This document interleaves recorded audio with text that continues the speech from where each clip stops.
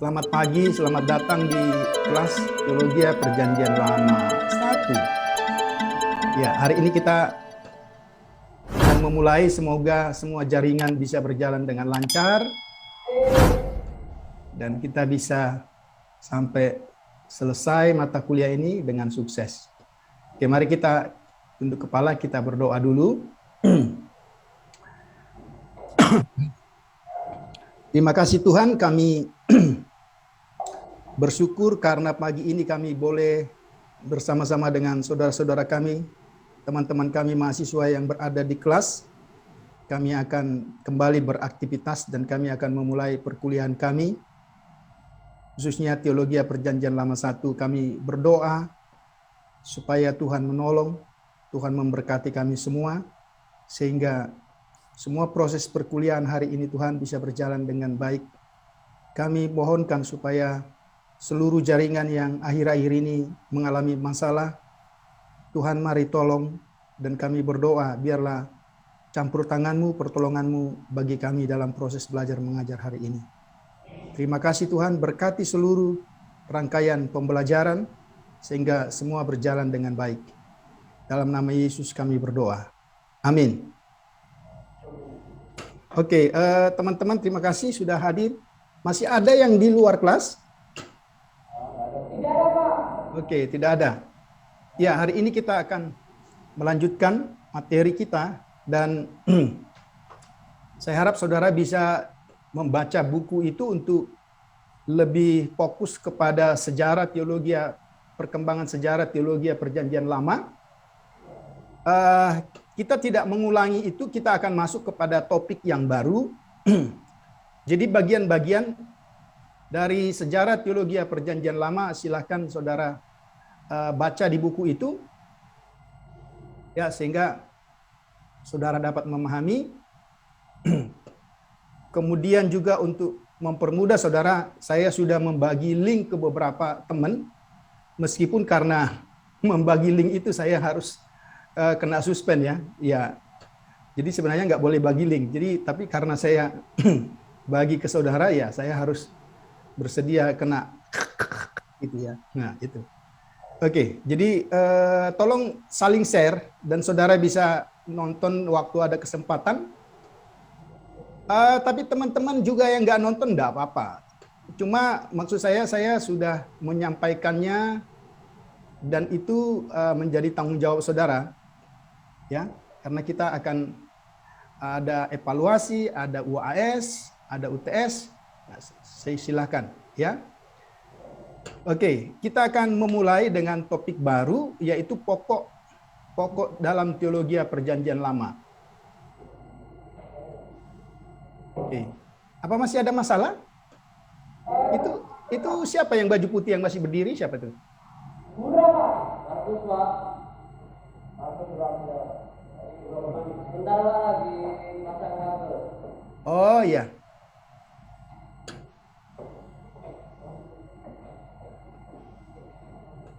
Oke. Ya, kita mau lihat topik yang pertama yang kita bahas. Semoga bisa ada banyak topik ya, tapi rasa-rasanya kalau banyak topik nanti nggak mendalam gitu ya. Kita coba lihat ya. Kita bicara tentang penciptaan. Kita mulai dulu penciptaan menurut Alkitab, meskipun dalam pengalaman mengajar dan juga membaca banyak literatur di dalam teologi PL, penciptaan ini menjadi salah satu topik dalam diskusi teologi yang paling banyak mendapat sorotan, paling banyak mendapat kritikan, dan banyak diperdebatkan. Oleh karena itu nanti beberapa contoh isu-isu atau persoalan-persoalan tentang penciptaan kita akan coba lihat, dan kita mencoba bagaimana menjawab dan menyelesaikan masalah-masalah itu. Ya, jadi kita coba lihat. Nah, penciptaan menurut Alkitab, ya kita tahu, ya ini sebenarnya adalah doktrin yang pertama, tetapi sekaligus perhatikan ya. Jadi penciptaan itu doktrin yang pertama dalam Alkitab, tetapi juga sekaligus menjadi doktrin yang terakhir dalam Alkitab. Ya. Jadi dia memulai dari yang pertama, pada mulanya Allah menciptakan langit dan bumi, dan kita sudah tahu itu ya. Tetapi kemudian kalau saudara membaca di dalam kitab Wahyu, itu juga bicara tentang penciptaan yang baru gitu ya. Penciptaan ulang dan seterusnya. Nah, kita lihat. Ya. Dari kitab Kejadian sampai Wahyu, ratusan referensi terhadap penciptaan ya. Saudara perhatikan itu sangat banyak. Gitu. Kita mendengar istilah kata atau kata bara ya, menciptakan. Bereshit bara Elohim ya. Aret samayim ya tuh. Nah, saudara memperhatikan di situ. Jadi kata menciptakan ini atau bara, yang sesungguhnya istilah bara ini hanya dikenakan kepada Tuhan ya, atau tindakan Tuhan. Ya, itu kita memperhatikan, itu menggambarkan 3 peristiwa besar dalam kitab Kejadian. Ya. Yang pertama itu bicara tentang penciptaan seluruh materi. Oke. Kemudian bicara tentang penciptaan makhluk hidup. Tetapi juga yang paling penting itu juga bicara tentang bagaimana Tuhan menciptakan manusia.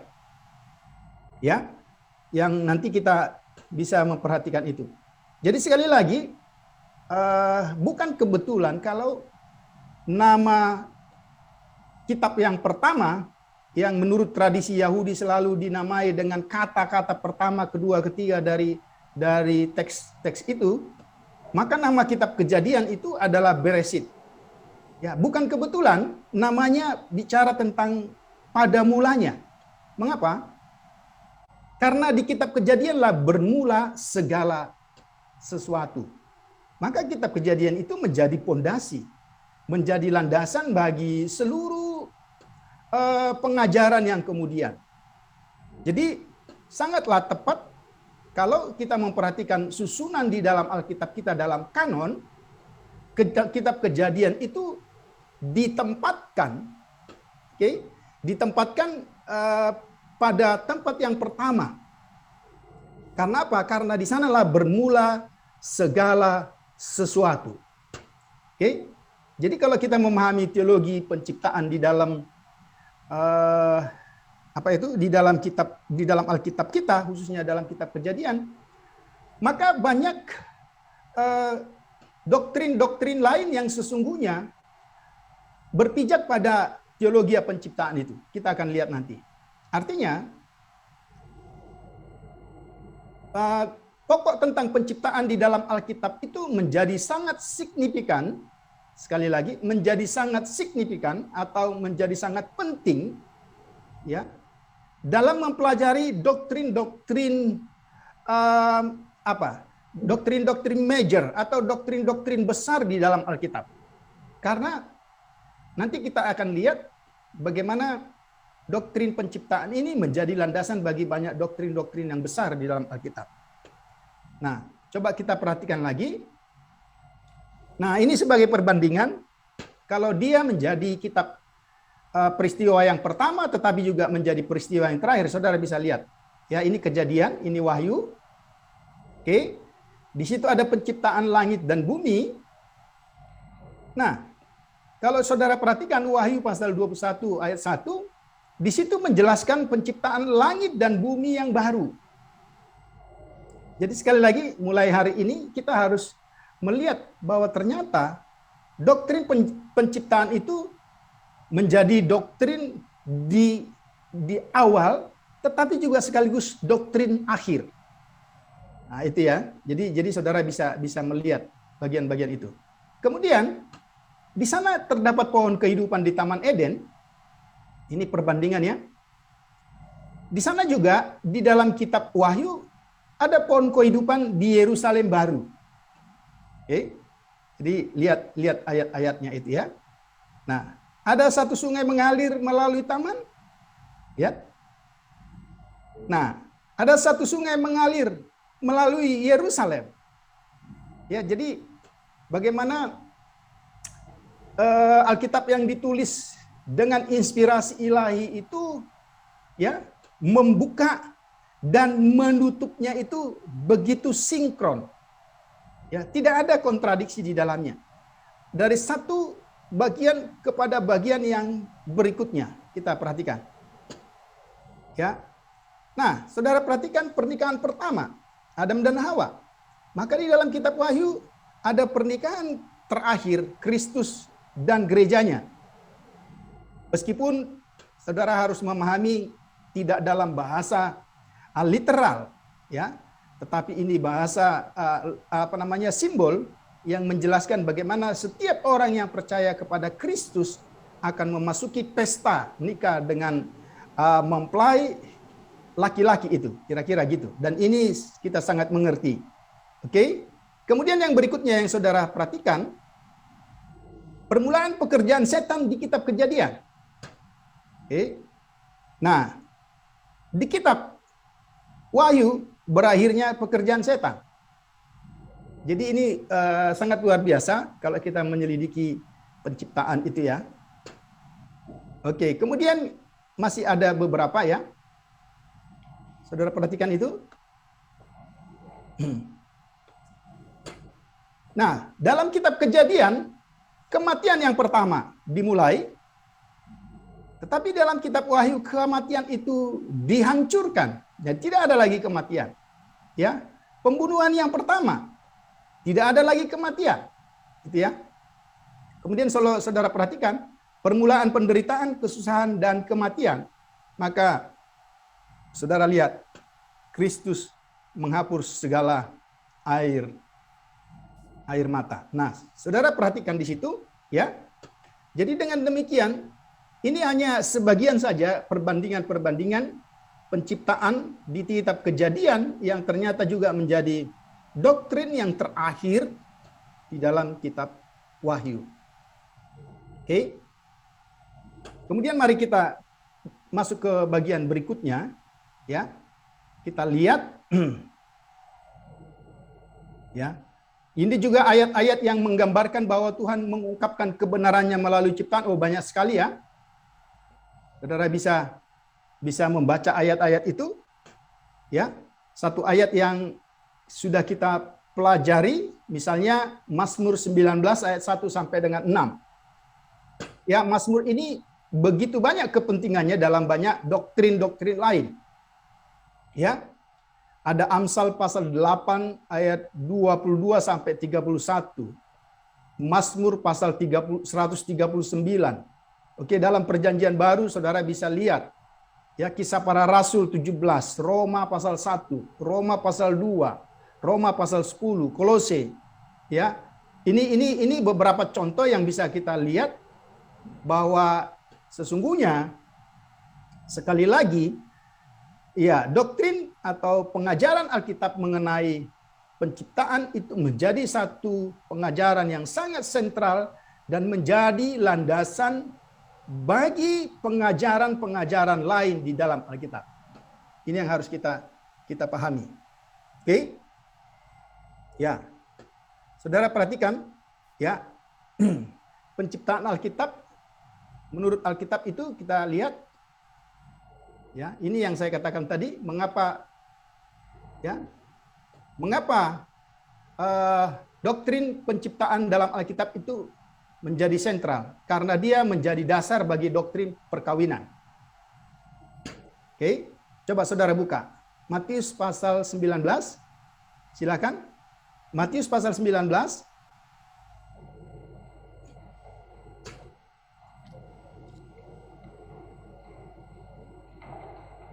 ayat 4 sampai 6. Silakan salah seorang membaca. Matius pasal 19 ayat 4 sampai yang ke-6. Jawab Yesus, "Tidakkah kamu baca bahwa Ia yang menciptakan manusia tidak semula menjadikan mereka laki-laki dan perempuan dan firman-Nya? Sebab itu laki-laki akan meninggalkan ayah dan ibunya dan bersatu dengan istrinya, sehingga keduanya itu menjadi satu daging. Demikianlah mereka bukan lagi dua, melainkan satu. Karena itu, apa yang telah dipersatukan Allah tidak boleh diceraikan manusia." Oke, Kalau saudara mau perhatikan, ya, konteks teks yang sudah kita baca ini, bagaimana Tuhan Yesus menjawab ya satu pertanyaan. Jadi gini, Tuhan Yesus bisa mengidentifikasi baik pertanyaan maupun motivasi pertanyaan itu. Saya ulang. Tuhan Yesus bisa mengidentifikasi, dia tahu apa yang menjadi motif orang bertanya, oke, dan kemudian isi pertanyaan itu. Sehingga dia tidak menjawab dengan sembarangan. Kalau saudara memperhatikan, motifnya jelas. Motif pertanyaan itu sesungguhnya hanya ingin mencobai Tuhan Yesus. Oke. Kemudian mereka mengambil ayat-ayat di dalam Perjanjian Lama, ya, kalau saudara memperhatikan, ya. Kemudian mereka mencoba mengungkapkan apakah perceraian ya itu boleh. Ya, saudara perhatikan. Nah, di sini Tuhan Yesus menjawab mulai dari dasarnya, saudara. Jadi dia tidak menjawab dari permukaan boleh atau tidaknya. Saya pikir ini satu jawaban yang sangat komprehensif dan tepat kepada sasaran. Mengapa? Karena Yesus mulai ya mengajar dari doktrin penciptaan. Dia menjelaskan sesungguhnya historisitas. Sekali lagi saya selalu memakai istilah ini ketika mengajar PL. Historisitas artinya kesejarahan, fakta yang betul-betul terjadi. Bahwa Tuhan telah menciptakan laki-laki, Tuhan telah menciptakan wanita. Dan kemudian, ini yang menjadi pertanyaan orang-orang itu, kemudian Tuhan yang mempersatukan. Sehingga Tuhan ingin menjelaskan bahwa yang menjadi dasar dari doktrin perkawinan itu, di mana Tuhan telah menciptakan segala sesuatu, khususnya laki-laki dan perempuan, dan mempersatukan mereka. Maka saudara perhatikan, ya, jawaban pamungkas dari Yesus Kristus di dalam ayat yang ke-6. Ya, karena itu apa yang telah dipersatukan Allah tidak boleh diceraikan manusia. Maka saya bisa bayangkan waktu jawaban ini begitu manohok ya, begitu tepat sasaran, maka saya pikir sama dengan sikap Ayub kalau kita membaca ketika Tuhan sudah menjelaskan segala sesuatu, kemudian dia katakan saya tidak mengerti dan dia tutup mulut. Dan dia merasa bahwa jawaban-jawaban Tuhan itu menyadarkan dia sebagai manusia yang begitu bodoh. Ya, saudara perhatikan itu. Ini jadi doktrin penciptaan itu menjadi dasar bagi doktrin perkawinan. Ya. Karena Tuhan sudah menciptakan laki-laki, kemudian perempuan. Kemudian Tuhan yang mempersatukan. Perhatikan ya.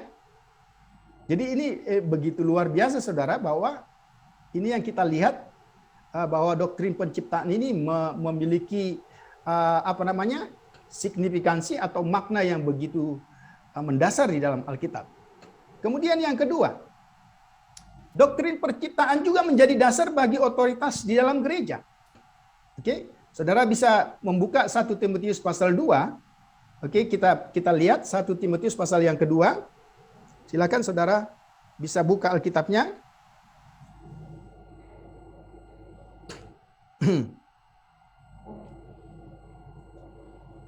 Kita lihat ayat 11 sampai dengan ayat 14.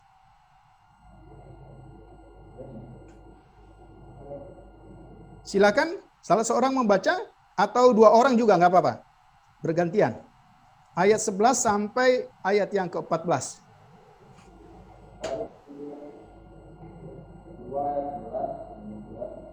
Seharusnya perempuan berdiam diri dan menerima ajaran dengan patuh. Aku tidak mengizinkan perempuan mengajar dan juga tidak mengizinkan pemerintah laki-laki. Hendaklah ia berdiam diri. Karena Adam yang pertama dijadikan, kemudian barulah Hawa.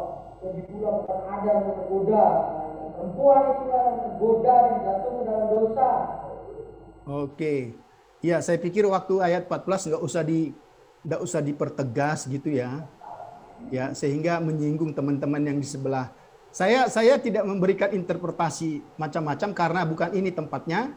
Tetapi nanti kalau saudara mendapat mata kuliah dari saya yang lain bicara tentang apa namanya? Bicara tentang penafsiran feminisme terhadap ayat ini bicara lain lagi. Tapi kita tidak dalam konteks itu ya. Jadi saya nggak mau katakan bahwa teks ini bicara ya seperti buku dosen saya itu yang berjudul bahwa perempuan sumber dosa, tanda kutip tapi ya. Saya tidak mau bicara itu. Tapi yang jelas di sini sebenarnya bagaimana Paulus ya menjelaskan otoritas yang sesungguhnya ya. Jadi kalau saudara memperhatikan sebenarnya kitab Kejadian menjelaskan hierarki ya. Dan kalau kita lihat di dalam kitab Kejadian itu ya, di situ ada Allah, kemudian di situ ada laki-laki, di situ ada perempuan, dan di bawah sekali itulah seluruh tatanan ciptaan yang lain. Oke. Nah, sekali lagi ini tidak bicara tentang siapa yang berotoritas, siapa yang lebih berkuasa dan sebagainya, tidak. Tetapi yang saya ingin jelaskan di sini, mengapa Paulus ya ketika ada pertanyaan-pertanyaan seperti itu, kemudian dia katakan, ini loh yang pertama, ini yang berikutnya. Kemudian sekali lagi, saya juga tidak menyinggung doktrin gereja tertentu yang tidak membiarkan wanita misalnya khotbah. Bukan itu. Sekali lagi, bukan di sini konteksnya. Ya, saya hanya ingin menjelaskan bagaimana Paulus menjelaskan otoritas yang jelas dalam kehidupan ini. Ya, nah kalau kita tahu bahwa laki-laki yang menjadi kepala, sesungguhnya itu tidak masalah. Ya, wanita yang menjadi tubuh itu menjadi gambaran dari Alkitab. Itu kepala dan tubuh itu seperti gereja yang adalah tubuh, kemudian Kristus adalah kepala gereja. Ya, jadi saya tidak menjelaskan doktrin-doktrin tertentu yang melarang wanita untuk berkhotbah dan sebagainya, atau menjelaskan ada satu makhluk atau perempuan yang menjadi sumber dosa, bukan itu. Ya, sekali lagi, kalau saudara mau nanti dalam sesi-sesi yang lain mungkin kita bisa ketemu, oke? Kemudian juga bicara tentang doktrin, bagaimana tanah bagi pemerintahan manusia, atau bicara tentang pemerintahan manusia. Itu dalam Kejadian pasal 9 ayat 5 sampai 6. Saudara kita tidak usah baca ya. Kemudian juga bicara tentang ekologi, ilmu tentang segala sesuatu yang berkaitan dengan sistem atau kondisi lingkungan kita. Oke, coba kita baca. Ini menarik ya. Mazmur pasal 24. Ya.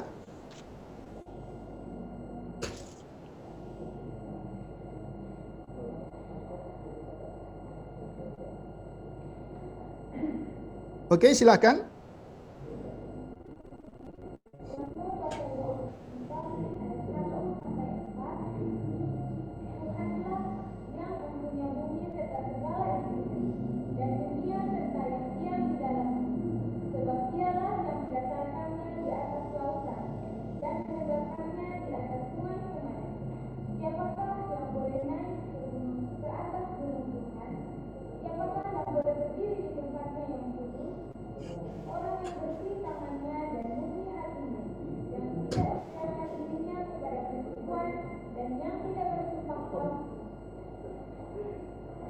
Ya, saudara perhatikan, kalau saudara perhatikan ayat 1 dan 2, itu memakai bahasa yang literal. Ya. Jadi itu bukan bahasa puisi, tapi itu bahasa yang literal. Ya, saudara perhatikan, mengapa itu bicara tentang bagaimana kita ilmu ekologi, bagaimana kita menjaga seluruh ciptaan yang lain ini, karena dimulai dengan siapa pemiliknya. Saudara perhatikan ya, Tuhan pemiliknya. Ya, kalau kita kembali kepada konteks awal ketika dunia ini diciptakan, ya, kalaulah manusia itu tidak berdosa ya, maka saya pikir tidak akan ada COVID-19 seperti hari ini. tidak akan ada banjir yang berkepanjangan, tidak akan ada kemarau, tidak akan ada berbagai bencana yang kita alami akhir-akhir ini. Karena apa? Karena ekologi atau ilmu tentang seluruh lingkungan hidup di mana kita ada, itu ada pemiliknya. Ya. Nah, kemudian ayat yang ketiga dan keempat itu menjelaskan kepada kita bagaimana kita bisa mempertanggungjawabkan seluruh perbuatan kita terhadap si pemilik dunia itu. Ya. Dan kalau saudara memperhatikan ya, bagaimana alam semesta ini rusak, ya toh? Sebagian orang misalnya mendapat kekayaan dari kerusakan itu. Contoh ya, apa itu? Misalnya ada begitu banyak penambangan liar di berbagai daerah. Ini salah satu contoh. Atau penebangan hutan liar, ya.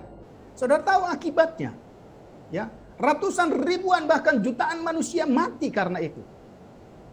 Meskipun ada segelintir orang yang menikmati. Oke?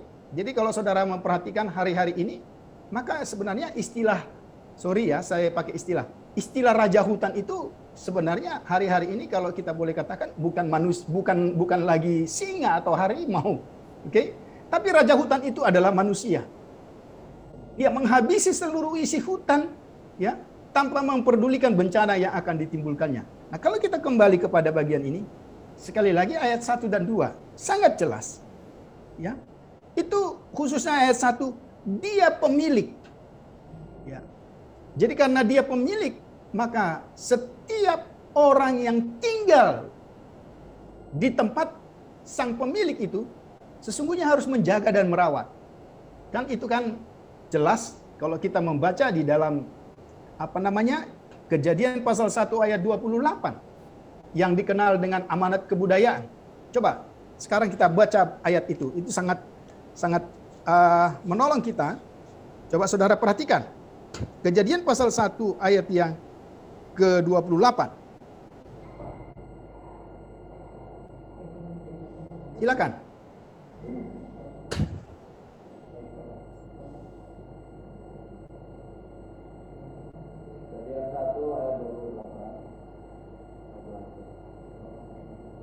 Allah memberkati mereka, lalu Allah berfirman kepada mereka, beranak cuculah dan bertambah banyak, penuhilah bumi dan terbetulah itu, berkuasalah ikan-ikan di laut dan burung-burung di udara dan atas segala binatang yang merayap di bumi. Oke, saudara perhatikan, itu amanat yang pertama itu, ya, sehingga untuk makan, kalau saudara perhatikan, perubahan makanan manusia itu dari tumbuh-tumbuhan hijau menjadi daging, itu baru terjadi setelah manusia itu berdosa. Ya toh, setelah zamannya Nuh. Kalau saudara perhatikan, sesungguhnya Tuhan sudah menyediakan segala sesuatu yang baik. Ya, maka lagi-lagi doktrin penciptaan dalam Alkitab itu menjadi dasar bagi doktrin ekologi. Ya, saudara perhatikan. Nah, di sana juga kita bisa melihat, ya, kalau saudara memperhatikan, doktrin penciptaan itu juga menjadi doktrin bagi dosa asal dan keselamatan. Ya, tentang kebangkitan Kristus dan orang-orang percaya. Bahkan menjadi dasar bagi doktrin kedatangan Kristus kali yang kedua. Jadi ini beberapa yang saya ingin tampilkan, ingin sampaikan kepada saudara. Sekali lagi, jika ada pertanyaan, bagaimana signifikansi penciptaan di dalam Alkitab kepada pengajaran-pengajaran di dalam Alkitab, maka saudara bisa jelaskan seperti ini. Ini sangat luar biasa. Bagaimana penciptaan itu menjadi landasan yang kuat bagi banyak pengajaran Alkitab tentang hal-hal yang lain yang dia tuliskan. Oke, sampai di sini ada pertanyaan? Ini beberapa hal yang bisa kita lihat. Penciptaan menurut Alkitab. Oke, silakan.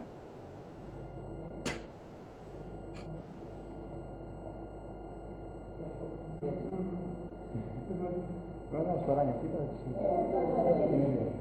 Ya, silakan. Kalau bicara mungkin karena kamu jauh, buka aja maskernya supaya jelas.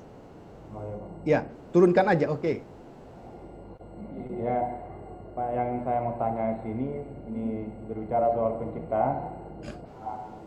Pertanyaan saya, mengapa, maksudnya Allah menciptakan kita manusia itu pada hari yang terakhir? Kenapa tidak dari awal? Karena kita adalah ciptaan yang mulia. Mulia ini berarti kita yang unggul. Berarti kenapa tidak yang lebih dulu dibanding ciptaan-ciptaan lain? Oke. Apa? Makasih. Oke. Oke. Saya mempertegas dengan dua pertanyaan. Pertanyaannya si Timo tadi saya ingin pertegas dengan dua pertanyaan. Oke, jadi bukan berarti saya menjawab pertanyaan dengan pertanyaan, enggak, supaya saudara nanti semakin mengerti. Ya. Oke, saudara perhatikan. Catat ya pertanyaannya ya. Nanti ini pertanyaan banyak orang juga, ya. Mengapa Tuhan menciptakan manusia pada hari yang ke-6? Itu yang pertama toh, itu yang ditanya oleh Timo. Tapi kemudian ya, pada hari yang ke-6. Kemudian yang kedua, ini karena ini ada hubungannya. Mengapa Tuhan hanya menciptakan seluruh isi dunia ini 6 hari? Kalau tadi hari ke-6, sekarang mengapa Tuhan hanya menciptakan isi dunia ini hanya 6 hari? Gitu ya. Oke. Ya. Nah, saudara perhatikan, kalau saudara lihat urutan penciptaan, ini jawaban yang pertama ya. Hari pertama, kedua, ketiga, keempat. Ya. Pertanyaannya, kalau dibalik, manusia ada di hari pertama. Oke, perhatikan. Bisakah manusia itu, atau dapatkah manusia itu hidup? Ya, itu pertanyaan saya. Tidak bisa. Nah, kenapa hari ke-6? Ya, justru karena dia adalah mahkota ciptaan. Dia adalah klimaks dari penciptaan. Mengapa? Karena hari pertama Tuhan mau siapkan dulu tempat bagi manusia itu. Perhatikan ya. Itu hari kalau saudara perhatikan sebenarnya ada tempat ya, ada langit dan bumi, cakrawala, laut dan seterusnya. Kemudian ya, sampai hari yang ke-6 sebelum manusia, Tuhan menyediakan isi dunia ini. Sudah tahu apa isi dunia ini? Kenapa itu diciptakan? Untuk manusia yang akan kemudian akhir. Karena pada hari ke-6 kan bukan hanya manusia toh. Karena akhir atau klimaks dari penciptaan ini, dia akan menciptakan manusia. Maka seluruh kebutuhan manusia itu disiapkan oleh Tuhan. Saudara, coba bayangkan. Kalau manusia diciptakan, ya kita tidak mengandai-andai loh ini, tapi kita membayangkan. Karena jelas Alkitab sudah begitu sistematis menjelaskan bagaimana Tuhan menciptakan langit dan bumi, ya daratan, lautan, ya. Kemudian benda-benda perang. Kira-kira benda-benda penerang ini untuk siapa? Apa ya? Apa pohon membutuhkan dan seterusnya? Ya. Tapi lebih khusus kepada siapa? Matahari itu untuk siapa? Untuk kehidupan, dan kehidupan itu untuk siapa? Ya.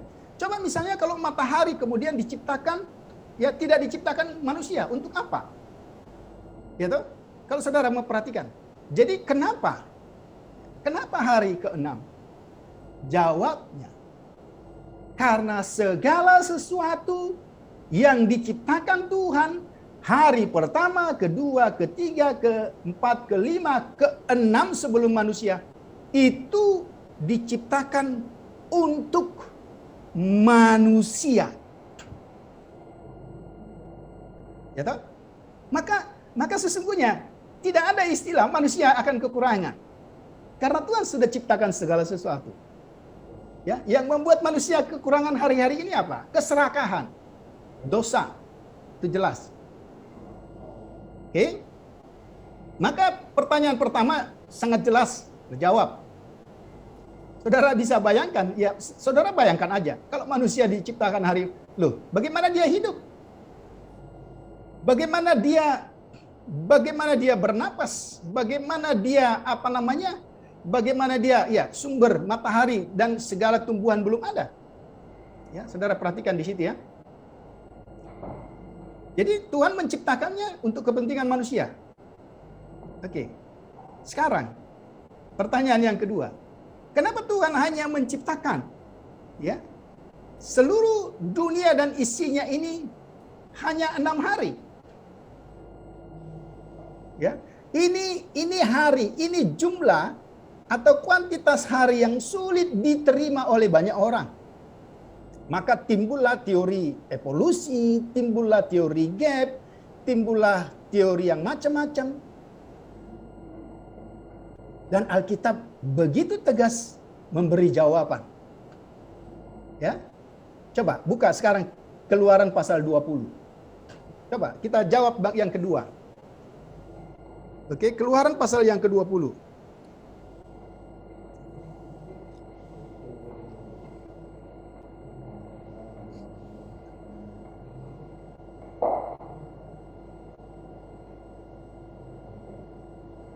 Oke. Baca mulai dari ayat yang ke-8 sampai dengan ayat 11. Oke, dua orang boleh membaca ayat 8 sampai dengan ayat 11. Ingatlah dan kuduskanlah hari Sabat. 6 hari lamanya engkau akan bekerja dan melakukan segala pekerjaanmu. Oke, lanjut.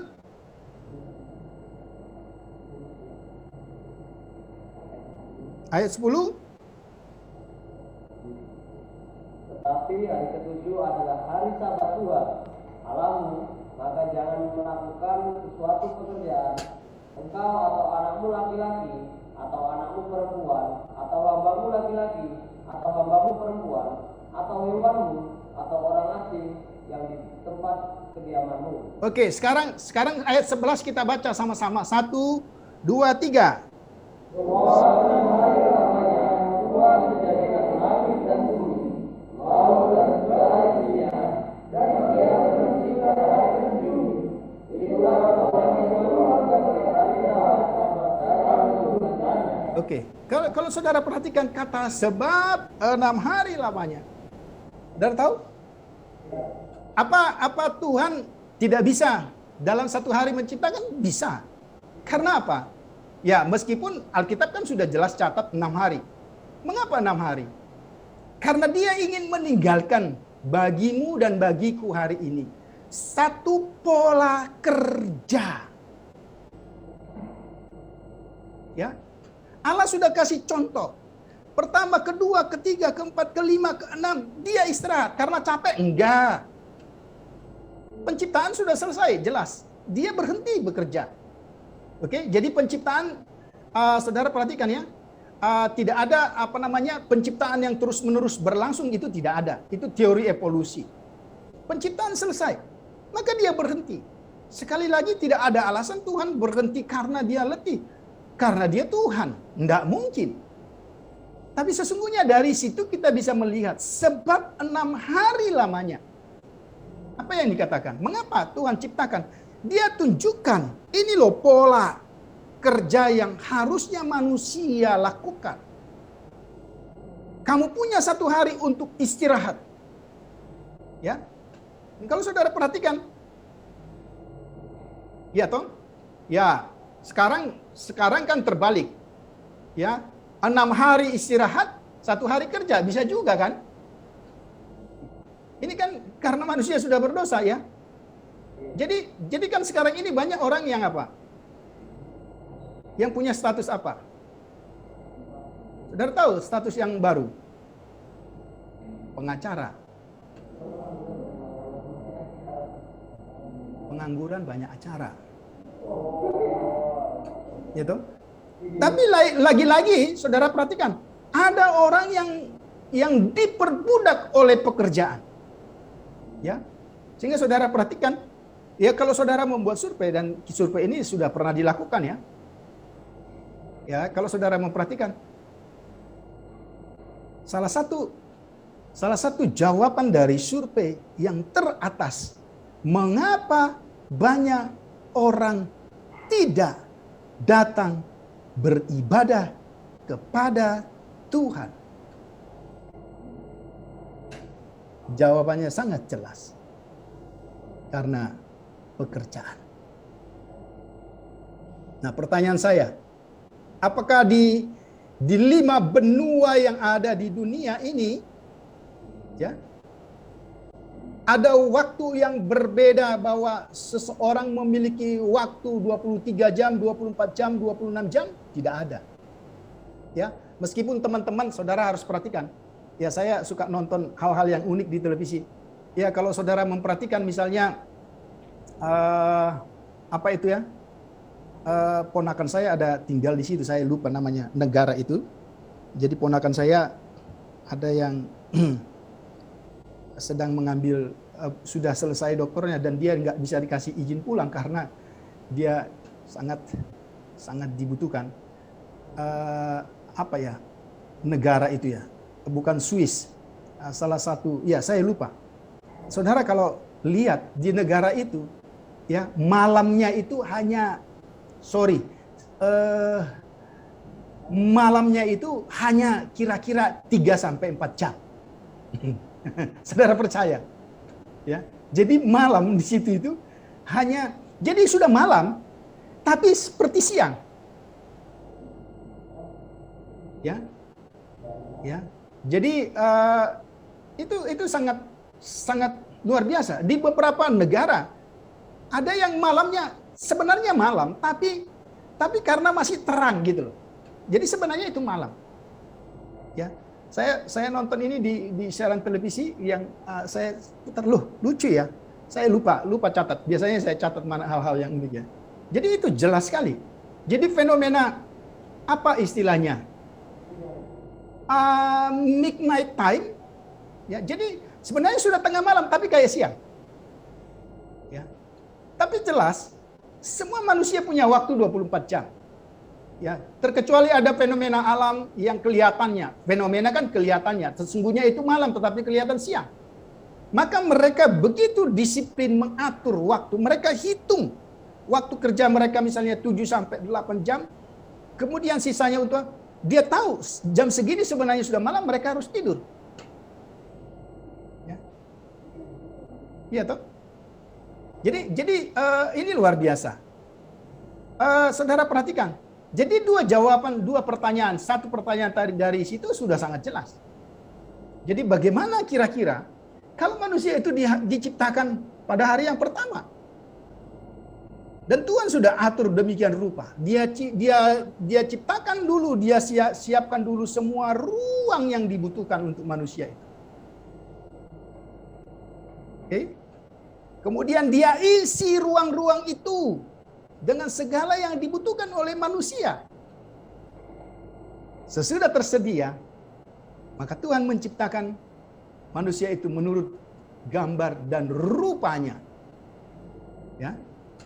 Jadi istilah dia adalah mahkota ciptaan justru karena dialah yang terakhir. Dia menjadi klimaks dari seluruh ciptaan. Oke? Dan mahkota ciptaan itu juga bisa dipahami, dimengerti artinya dari istilah yang hanya dipergunakan untuk manusia. Manusia itu diciptakan menurut gambar dan rupa Tuhan. Oke? Saya pikir ini jelas ya. Tadi kan pertanyaannya cuma satu. Sekarang saya sudah tambah pertanyaannya menjadi 2 dan sudah ada jawabannya. Oke, ada lagi pertanyaan? Bagus, pertanyaan itu mungkin bisa menolong saudara. Oke, silakan.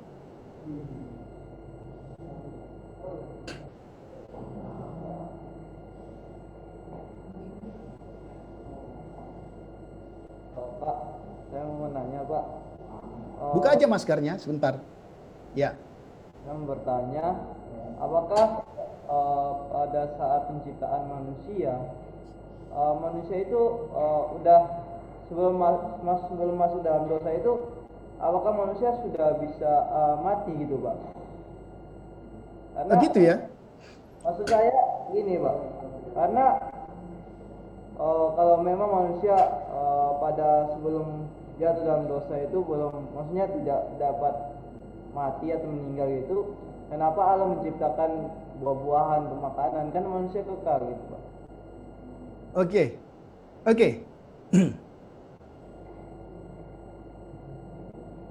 Saudara perhatikan ya. Tapi pertanyaan yang kedua itu pertanyaan yang memasukkan pikiran ke dalam Alkitab. Itu pertanyaan yang tidak boleh. Ya. Kalau Tuhan tahu, berarti kan saudara kan sedang bertindak seperti Tuhan kan? Sorry, pertanyaan yang kedua itu harus diklarifikasi. Kalau Tuhan sudah tahu manusia itu akan jatuh dalam dosa, ya saudara kan sedang masuk ke pengetahuan Tuhan toh? Maka kenapa diciptakan? Oke, saya pikir ini nggak boleh dipertanyakan. Tetapi kalau saudara tanya saya, apakah manusia itu pada mulanya tidak akan mati? Iya, Alkitab kan jelaskan. Nah, kenapa? Buktinya apa? Nah, saudara baca ya. Ketika manusia berdosa, apa yang menjadi tindakan Tuhan? Mendatangi, Pak. Oke, mendatangi. Sesudah itu kemudian dia diusir. Kenapa dia diusir dari situ?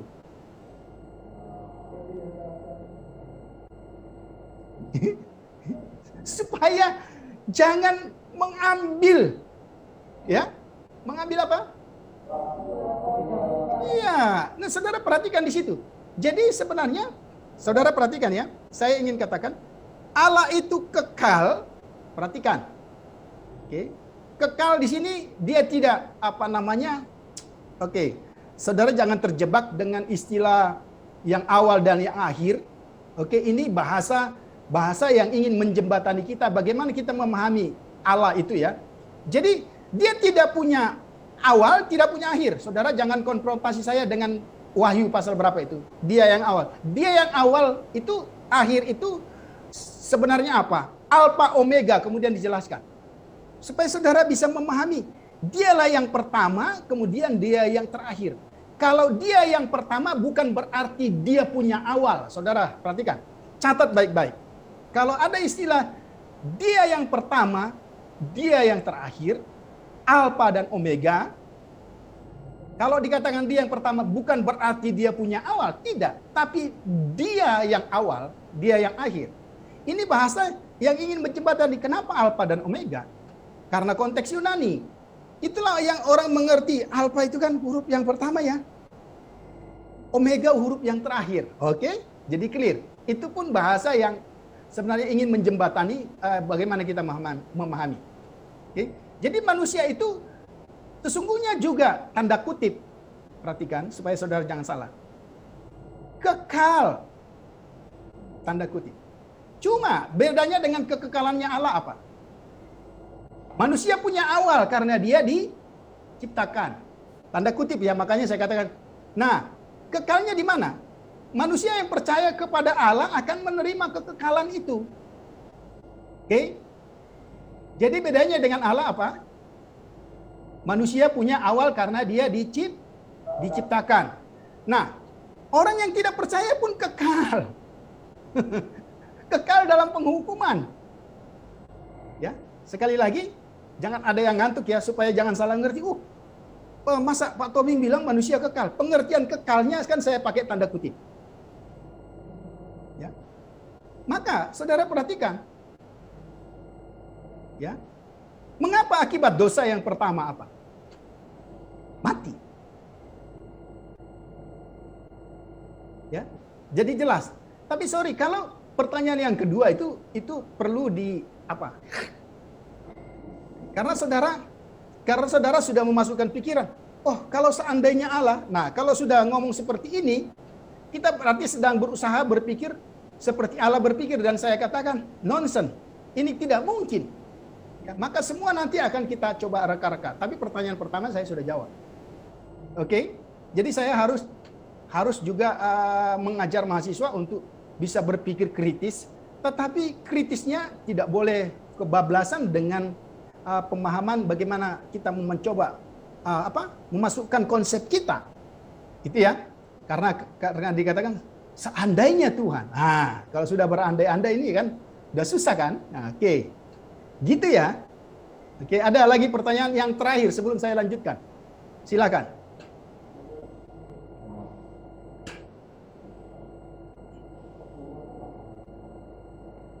Yang mau saya tanyakan, Pak, apakah ada sumbangsi perjanjian lama terhadap ini Pak, alien Pak? Karena kalau kita pikir-pikir, apakah alien itu benar-benar ada? Karena kalau kita mengatakan tidak ada, itu sama seperti kita mengambil sebuah gelas, terus kita mengambil air dari suatu lautan, terus kita mengatakan karena di gelas ini tidak ada ikan hiu, maka di lautan ini tidak ada ikan hiu. Dan Oh kalau enggak, kamu sudah tanya, tapi kamu sudah jawab sebenarnya. Sorry, kamu jangan bertanya model begitu. Ya, jadi kamu sudah apa? Kamu sudah mengkat saya. Sorry, ini nggak boleh. Jadi kamu tanya aja sama dengan, oh gitu ya. Oke. Nah, sorry, ini kan model saya harus juga kritis supaya saudara juga bertanya, tapi jangan tiba-tiba saudara sebenarnya sudah memasukkan pikiran lah, terus ruang saya untuk menjawab di mana kan gitu ya. Oke. Nah, apakah pernah Alkitab mencatat alien? Tidak ada. Oh, begitu banyak informasi, iya. Bahkan saya pun punya catatan itu. Banyak. Ya. Ya toh? Di mana ada alien di menurut Alkitab? Makhluk asing, ya. Sementara sampai hari ini pun ya, tidak ada pembuktian. Bahkan negara yang tercanggih sekalipun seperti Amerika Serikat sampai hari ini apa ya? Semua masih bersifat teori. Saya pun punya catatan itu sebenarnya ya. Dan kalau saudara lihat, saudara buka di Google itu alien itu banyak sekali, ya. Nah, tapi kalau misalnya, oke, itu, jadi rasa-rasanya tidak ada, ya. Nah, kalau saudara katakan seperti menuang gelas, itu kan berarti saudara sudah memasukkan pikiran, ya. Jadi saudara sebenarnya sudah pertama-tama mencegah saya untuk memberi ruang kepada saya untuk menjawab. Nah, itu yang tidak boleh model pertanyaan seperti itu. Ya, sorry, saya harus katakan. Jadi, saya hanya ingin jelaskan, saya tidak pernah melihat di dalam Alkitab. Oke?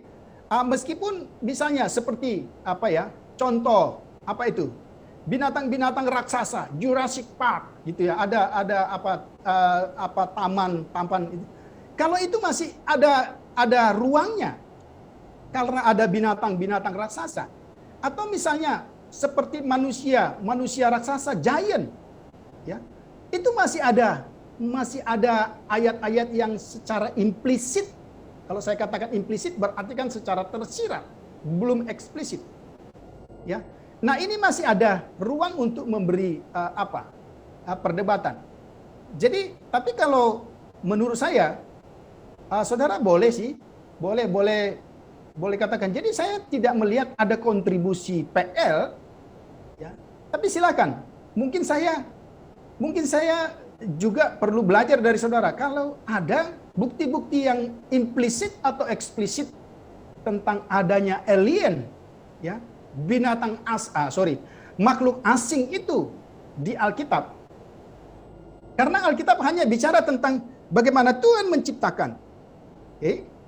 Nah, kalau saudara memperhatikan misalnya benda-benda angkasa, ada Mars, itu memang ada tempatnya di Alkitab karena dijelaskan bagaimana Tuhan menciptakan seluruh, ya. Nah, tetapi kalau saudara perhatikan, memang salah satu bukan kelemahan, salah satu hal yang mendasar yang harus saudara mengerti, bahasa di dalam Alkitab itu adalah bahasa fenomenologis. Saudara tahu apa artinya fenomenologis? Fenomenologis itu bahasa yang sehari-hari, bukan bahasa ilmu pengetahuan. Bahasa yang disederhanakan. Ya toh? Contoh ya seperti yang saya katakan. Kalau Alkitab mencatat matahari terbit, ya toh? Ya maka orang bilang, "Loh, itu lihat Alkitabmu salah." Ya toh? Karena mereka tidak mengerti bahasa Alkitab. Tapi saudara perhatikan, profesor yang pangkatnya paling tinggi sekalipun tidak pernah berkata selain matahari terbit. Ilmu pengetahuan yang mana pun, ya. Jadi saudara perhatikan. Jadi kita harus mengerti Nah, kalau mengenai alien atau makhluk asing itu saya tidak menaruh, ya. Nah, sebenarnya yang saya tidak mengerti kenapa tadi si George sudah memberikan jawaban, ya, seperti menuang air itu, sebenarnya saudara sudah memberikan jawaban yang sangat pasti. Tapi kalau saudara bisa buktikan, silakan. Ya, ini sebenarnya pertanyaan yang konfrontasi namanya. Oke. Bukan pertanyaan yang ingin mengetahui. Kalau saudara perhatikan, saya nggak apa-apa supaya teman-teman belajar. Saya bukan mendiskreditkan yang bertanya, tidak. Oke. Itu tidak ada buktinya di PL. Tapi seperti binatang-binatang raksasa apa dan sebagainya, itu masih ada pembuktian. Tapi saya pikirkan mungkin bukan di sini tempatnya. Mungkin kita akan diskusi pada tempat yang lain. Oke, tadi si itu sudah mau bertanya. Saya kasih kesempatan. Siapa namanya? Musa. Silakan. Tadi saya ingin bertanya, Pak. Untuk tadi pembahasan keluaran itu kita bagaimana ya, Pak? Umpamanya menjelaskan kepada orang-orang yang memegang prinsip bahwa penciptaan pada kejadian itu masih belum menentu gitu, Pak. Waktunya dalam maksud itu kan ada teori yang mengatakan itu dalam penciptaan itu 1 hari itu ada yang mengatakan 1000 tahun, ada yang 1 tahun, ada yang Oke, kita akan sampai ke situ ya, karena kita akan sampai kepada isu-isu. Oke, jadi memang tidak cukup hanya hari ini, bagian ini. Kita akan sampai kepada isu-isu, kita akan jawab secara tuntas, baik dari sisi gramatikal, saudara perhatikan ya. Nanti kita akan jawab juga teori evolusi, teori 1 tahun, ribuan tahun, miliar, kita akan jawab ya. Oke, tapi nanti ya, supaya informasinya jelas dulu semua. Jadi oke. Tapi itu pertanyaan yang saya pikir juga pasti akan saya jawab. Oke, kalau sudah tidak ada, ya, saya akan meneruskan. Oke, saudara perhatikan. Oke, ini yang sudah tadi ya. Nah, saudara perhatikan, kalau saudara lihat di sini ya, penemuan terbaru di Ebla kuno di Suria sejajar dengan kisah penciptaan dalam kejadian dari ketiadaan, ex nihilo. Ya. Ya, ex nihilo itu bukan bahasa Ibrani tapi itu bahasa Latin, ya. Creatio ex nihilo, ya. Penciptaan dari ketiadaan. Nah, saudara perhatikan, ternyata ada catatan ya dalam satu prasasti yang ditemukan di Ebla kuno yang menjelaskan bahwa penciptaan di Alkitab itu, ya, saudara perhatikan, itu sungguh-sungguh terjadi seperti itu. Ya, ya, the earth was not, you create it. Ya, bumi tidak ada, engkau menciptakannya. Oke, jadi ini ada semacam prasasti yang tertulis. Dan mengapa ini penting? Karena prasasti ini prasasti yang sangat dihargai. Ya, the light of day was not, you created it. Terang hari tidak ada, engkau menciptakannya. Ya, the morning was not, you created. Pagi tidak ada, engkau menciptakannya. Ya, the morning light you had not yet made exist. Ya, ya, cahaya pagi belum ada, engkau membuatnya ada. Jadi ini salah satu pembuktian yang sangat kecil bahwa sesungguhnya penciptaan yang ada itu creatio ex nihilo. Inilah yang sulit diterima oleh akal manusia. Karena sekali lagi, ya, mengapa itu sulit? Saudara harus kembali kepada sejarah perkembangan teologi Perjanjian Lama, khususnya pada periode pencerahan yang di dalamnya kita menemukan ada satu paham rasionalisme. Kira-kira kalau ini dibenturkan dengan akal manusia, apakah ada jawaban? Tidak. Kecuali mereka katakan, itu teori, kan gitu. Karena apa? Karena daya tampung ya atau kapasitas nalar manusia sangatlah tidak mungkin dapat ya menerima ini. Nah ini. Jadi saudara perhatikan sekali lagi, orang-orang yang meragukan, bahkan orang-orang yang membuat teori ini dan sebagainya, justru mereka adalah mereka yang memiliki kapasitas rasio yang luar biasa sebenarnya. Tapi mereka tidak menyadari bahwa mereka punya keterbatasan itu. Nah itu ya, jadi saudara perhatikan. Pertanyaan Musa nanti akan kita jawab ketika kita sudah melihat, ya. Nah, saudara perhatikan, pernyataan Alkitab tentang asal-usul dan sifat alam semesta, perhatikan, mengajarkan bahwa ciptaan mencerminkan penciptanya. Ya, kita sudah bahas ini di Mazmur pasal 19 bagi teman-teman yang ikut di kelas. Ya, bagi yang tidak ikut memang mereka ya bisa mendengar, gitu ya. Jadi alam semesta ini sudah menyatakan bahwa siapa Tuhan. Ya, mereka menjadi pembicara, saya katakan ya, mereka menjadi pembicara tanpa suara. Saya pakai istilah itu. Ya. Mereka menjadi penginjil yang luar biasa dari ujung yang satu bumi ke ujung bumi yang lain. Ya. Dan itu kita lihat. Ya. Penciptaan dengan jelas menunjukkan perbedaan antara, perhatikan ya, supaya kita tidak jatuh kepada kepada politeisme. Ya, penciptaan dengan jelas menunjukkan perbedaan antara Dia yang di atas dan di luar apa yang telah Dia buat. Jadi Tuhan berada di luar semua itu. Tuhan tidak menjadi bagian dari ciptaan. Saudara perhatikan. Allah adalah roh. Karena itu Ia adalah Allah yang tidak kelihatan. Sungguh tidak seorang pun pernah melihat Allah. Oke? Terlebih lagi sebagai roh Ia tidak berwujud. Ia tidak memiliki daging dan tulang. Oke.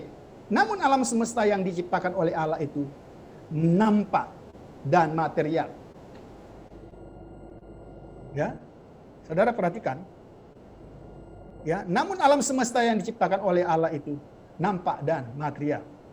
Oke, kita lihat. Nah, kenapa saya katakan seperti ini? Karena kita harus menghadapi yang namanya politeisme. Jadi Allah itu ada di mana-mana. Allah itu ada di pohon, okay? Allah itu ada di sana, ada di sini, ya. Memang ada lagu, kiri kananku ada Tuhan, sekelilingku ada. Ya itu lagu itu buat saya nggak ada masalah. Itu kan keterbatasan orang ingin mengekspresikan kehadiran Tuhan, sebagaimana Mazmur 139, ya. Aku ke sana, dia di sana. Itu jelas bahwa tidak. Karena apa? Karena Tuhan itu omnipresent. Tapi tidak dalam konsep politeisme. Karena di pohon itu ada Tuhan, maka pohonnya disembah. Karena di sungai itu ada Tuhan, maka sungainya disembah. Itu konsep politeisme. Kalau kita, Tuhan ada di mana-mana, yes. Because He omnipresent. Dia maha hadir. Ya. Tapi maha hadirnya Dia berbeda dengan politeisme. Harus jelas. Ya, ini kita lihat. Oke. Jadi mengapa saya menuliskan itu, ya? Alam semesta, perhatikan dalam kurung. Materi yang indah ini diciptakan oleh Tuhan, tetapi bukan dari zat Tuhan. Ya, saudara perhatikan. Ini ajaran-ajaran yang kebatinan, ya, di mana-mana ada Tuhan dan seterusnya. Nah, saudara perhatikan, ya, kosmos tidak terbuat dari benda-benda Tuhan, ya. Itulah sebabnya dosa untuk menyembah dan melayani ciptaan daripada pencipta. Oke, maaf. Itulah sebabnya untuk menyembah dan melayani penciptaan itu adalah dosa. Oke, kata dosa yang itu kita lihat, ya. Jadi tidak boleh. Karena dia ciptaan. Ini alasan maka penyembahan berhala dikutuk dalam Alkitab Allah memerintahkan jangan buat patung atau rupa apapun, ya, yang ada di langit di atas atau yang ada di bumi di bawah. Itu jelas. Jadi penciptaan itu memang mengekspresikan penciptanya. Tapi perhatikan, ciptaan itu berbeda hakikatnya dengan pencipta. Oke? Ya, saudara perhatikan, ya, yang berwarna kuning, saya pakai tanda kutip. Jika alam semesta adalah tubuh Tuhan, ya, seperti yang dipahami oleh kelompok-kelompok itu, atau bagian dari substansinya, tidak akan ada alasan untuk tidak menyembahnya. Jadi nggak salah kalau misalnya langit dan bumi, ya pohon, binatang, apa segala macam itu bagian dari itu, maka kita harus menyembah. Tapi itu jelas tidak. Maka saudara perhatikan 10 hukum atau 10 firman di dalam Keluaran pasal 20. Ya, jangan ada padamu Allah lain. Jangan membuat selain jangan ada, jangan membuat. Ya. Saudara perhatikan, itu sangat tegas. Tetapi Alkitab sangat jelas bahwa Allah tidak boleh diidentifikasikan dengan alam semesta secara fisik. Kali lagi, apa yang dikatakan Mazmur pasal 19, ya. Cakrawala menceritakan kemuliaan, ya. Saudara, jangan akhirnya kebablasan bahwa cakrawala itu Tuhan. Ya. Nah, ini yang kita lihat. Tetapi Alkitab sangat jelas bahwa Allah tidak boleh alam semesta berasal dari Tuhan tetapi tidak terbuat. Saya pakai istilah dari zat Tuhan. Oke. Tuhan berbeda dari dunia seperti pembuat tembikar dari tanah liat. Atau seperti pengrajin dari kerajinan tangannya. Ya? Iya toh? Kan ada lagunya. Ku tanah liat, ku penjunan. Saudara perhatikan, itu ada bahasa Ibraninya di situ ya. Ku tanah liat itu bahasa Indonesia. Aku tanah liat. Hu penjunan itu bahasa Ibrani. Hu. Dia. Ya, saya nggak tahu. Ini kayaknya bahasa yang sudah di Indonesia kan atau bagaimana? Ya, hu itu dia. Hu penjunan. Nggak pernah tanah liat sama dengan pembuatnya. Itu perbandingan yang sangat jelas.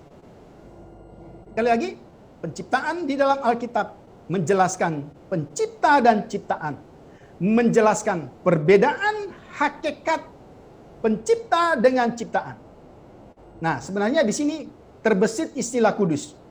Kalau saudara memahami kudus dalam bahasa Indonesia, ya, sebenarnya istilah kados itu juga bicara tentang hakikat. Jadi bukan hanya masalah moral, bukan masalah etika. Tapi itu mau menjelaskan satu kata, betul-betul berbeda, betul-betul terpisah. Itu kata kudus. Ya, itu yang bisa kita lihat.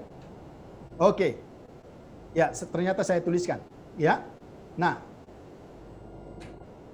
Tuhan adalah pencipta yang tidak kelihatan dari dunia yang kelihatan. Perhatikan ya. Oke, Tuhan adalah pencipta yang tidak kelihatan dari dunia yang kelihatan. Pembuat materi dari semua materi dan penghasil segala sesuatu yang jasmani. Tetapi dia tidak memiliki wujud. Dia adalah roh. Oke. Nah, ini pertanyaannya. Ini yang sering kali ditanyakan oleh kelompok-kelompok itu. Bagaimana bisa Tuhan menciptakan materi ketika dia tidak material? Ya. Menanggapi pertanyaan ini, beberapa jawaban dapat dipertimbangkan. Saya ulang. Coba lihat pertanyaan ini. Bagaimana bisa Tuhan menciptakan materi ketika dia tidak material atau imaterial? Ya. Nah, kalau saudara perhatikan, kita nanti akan lihat contoh sampai kepada kita. Nah, ya pertama, tidak ada misteri yang lebih besar bagi teis. Jadi itu tidak ada A-nya ya teman-teman. Bagi teis itu berarti orang-orang percaya Tuhan. Tidak ada misteri yang lebih besar bagi teis, bukan ateis ya, untuk percaya bahwa pikiran menghasilkan materi daripada orang ateis yang percaya materi menghasilkan pikiran. Ya. Lihat. Faktanya lebih mudah untuk percaya bahwa pikiran yang tidak terbatas, ini Tuhan, faktanya lebih mudah untuk percaya bahwa pikiran yang tidak terbatas dapat membuat materi daripada materi yang terbatas, atau dapat menghasilkan pikiran yang tak terbatas. Nah, ini lihat ya. Sama ya. Ketika saudara baca buku, silakan saudara baca buku aja yang ada di depan saudara, ya. Saudara perhatikan, itu hasil dari mana buku itu? Itu hasil dari pikiran yang saudara tidak lihat. Ya. Kalau misalnya saudara di tangan saudara ada buku Teologi Perjanjian Lama yang saya tulis. Oke? Saudara bisa lihat tulisan-tulisan di dalam buku itu. Itu hasil pikiran saya yang tidak saudara bisa dapat lihat. Tapi sekarang wujudnya saudara dapat lihat. Itulah hasil pikiran saya. Ini hanya analogi yang mungkin tidak bisa sama persis. Tapi itu analoginya. Ya toh? Walaupun saudara sudah baca buku itu, ya, saudara nggak pernah bisa membaca pikiran saya. Tetapi, ya, itulah hasil pikiran saya yang saudara tidak dapat lihat. Wujudnya di mana? Di tulisan-tulisan itu. Oke. Tuhan yang tidak terlihat, yang tidak material itu. Ya. Itu sangat terlalu mudah untuk menciptakan materi. Ya, ini jelas supaya. Nah, ini ya, ada contoh sama seperti halaman-halaman yang tertulis dalam sebuah buku adalah manifestasi material. Jadi kalau saudara baca buku itu dari pemikiran imaterial dari penulis. Oke? Alam semesta adalah ciptaan material dari pencipta yang tidak material. Kita melihat tanda keilahiannya dalam cara dia membuat kita dan di dalam alam semesta yang diciptakannya. Oke? Mengapa ini perlu ditegaskan? Karena ada banyak orang yang ingin mencoba ya mempetakan Tuhan. Yang mencoba menggambarkan Tuhan. Ya. Maka setiap orang yang mencoba membuat gambar Tuhan, yang sebenarnya orang yang mencoba membuat gambar Tuhan itu yang disebut dengan penyembahan berhala. Dan penyembahan berhala itu saya sangat yakin dia memiliki Tuhan, ya, tanda kutip, dia memiliki Tuhan sesuai dengan apa yang dipikirkan. Jadi salah satu mengapa penyembahan berhala itu dilarang tapi sekaligus juga bodoh, karena kita sedang membuat Tuhan menurut apa yang kita pikirkan. Padahal sesungguhnya Tuhan tidak seperti apa yang kita pikirkan. Kira-kira seperti itu. Oke? Oke. Akhirnya meskipun memiliki kemiripan dengan Sang Pencipta, ya saudara perhatikan, diciptakan menurut gambar dan rupa Tuhan. Oke, coba sekarang buka Kejadian pasal 1 ayat 26 supaya saudara tidak salah memahami. Ya.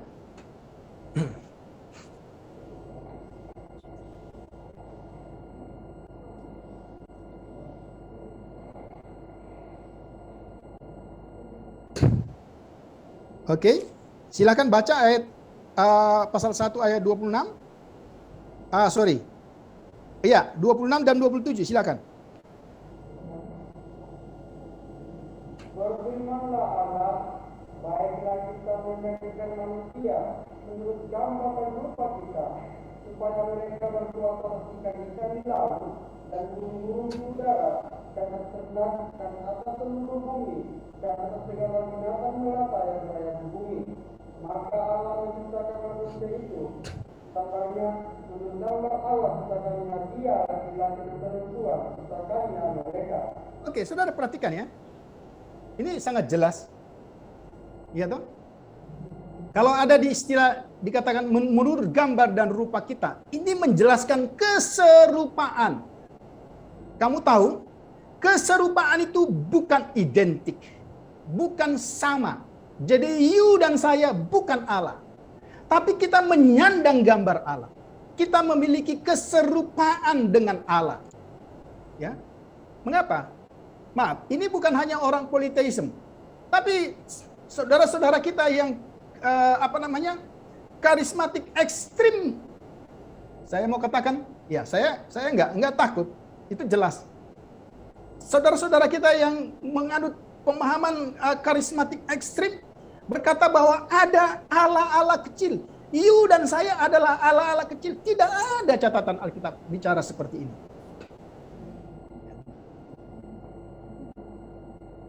Ya toh? Tidak ada catatan Alkitab. Jangan pernah melihat ini dari sisi ya ini apa ini falsafah manusia yang tidak betul. Ya. Jadi saudara dan saya tetap ciptaan. Ada keserupaan, yes. Keserupaannya pada apa? Ya. Memang tidak dijelaskan secara gamblang apa yang dimaksud menurut gambar dan rupa Tuhan. Tapi kalau kita mau coba lihat ya secara implisit pada konteks itu jelas. Kamu dan saya punya hubungan dengan Tuhan. Ada komunikasi, ada ya ketika dia menghembuskan napasnya. Apa dia pernah bertindak seperti ini kepada binatang-binatang? Tidak. Hanya kepada manusia. Itu satu keunikan. Ya. Saudara dan saya hidup dalam kekudusan, hidup dalam kasih. Itu adalah sifat-sifat juga yang dimiliki oleh Allah. Tapi sekali lagi, ingat baik-baik. Saudara dan saya bukan Allah. Jadi sangatlah salah kalau ada istilah Allah-Allah kecil. Di mana ada Allah-Allah kecil? Yang ada di dalam Alkitab, Allah satu. Yang dua apa? Penyembah berhala. Ya, sekalipun saudara mau mengatasnamakan kekristenan, gereja sekalipun, kalau saudara ya tidak sesuai dengan pengajaran Alkitab itu, oke, itu saudara tidak usah ikuti. Ya, Tuhan tidak diciptakan, tetapi dunia diciptakan. Perhatikan bedanya. Ya, saudara jangan katakan sebelum manusia berdosa maka Tuhan dan manusia itu sama. Tidak pernah sama. Oke, maka jelas kalau Tuhan tidak menyatakan diri, sekalipun manusia tidak berusaha, maka manusia tidak akan pernah mengenal dia. Ya? Kalau saudara lihat catatan di Alkitab, saudara dengan teliti, bahwa penyataan Allah tidak dimulai ketika manusia itu sudah berdosa. Perhatikan. Tapi penyataan Allah dimulai jauh sebelum manusia belum berdosa pun Allah sudah menyatakan diri. Ya toh? Ya, saudara pernah pikirkan bagaimana Tuhan membawa binatang-binatang itu kepada Adam sebelum dia berdosa? Ya, Adam, tolong dong beri nama-nama binatang ini, kan canggih sekali dia, dah. Jadi dimulai dari diri Allah yang membukakan diri sebelum manusia berdosa. Supaya saudara jangan pikir bahwa bedaku dengan Tuhan itu hanya ketika aku berdosa dan tidak. Tidak. Di awal sampai akhir, sampai kapanpun, you dan saya berbeda hakikatnya dengan Tuhan. Dia pencipta, aku dan kamu adalah ciptaan. Jadi ini jelas ya. Nah ini. Ya. Semua ciptaan apakah terlihat atau tidak terlihat mengambil bagian dari karakteristik Tuhan tertentu. Iya betul. Kalau tidak mengambil karakteristik Tuhan atau kita tidak memiliki karakteristik Tuhan, justru dipertanyakan. Saudara kan bukan robot. Aku punya kasih, aku punya belas kasihan, aku pengampunan, aku punya pengampunan. Ya. Dan itu adalah karakteristik dari penciptaku. Betul. Tapi sekali lagi, ini saya harus tegas katakan. Ya. Karena ini pengajaran-pengajaran ini menyeruak, tidak kenal kompromi. Ya, maka saudara harus bisa melihatnya. Oke. Oke, sampai di sini dulu sebelum kita membahas apa yang dipertanyakan tadi. Apakah ada pertanyaan? Ya, ini beberapa hal penting yang bisa saudara perhatikan. Oke. Coba kita melihat ya isu-isu. Ya, ini nanti kita bisa lihat lebih jauh lagi. Allah menciptakan bumi ini 6 hari, kurang lebih 6.000 tahun yang lalu, atau bumi diciptakan miliaran tahun lalu? Itu pertanyaannya ya.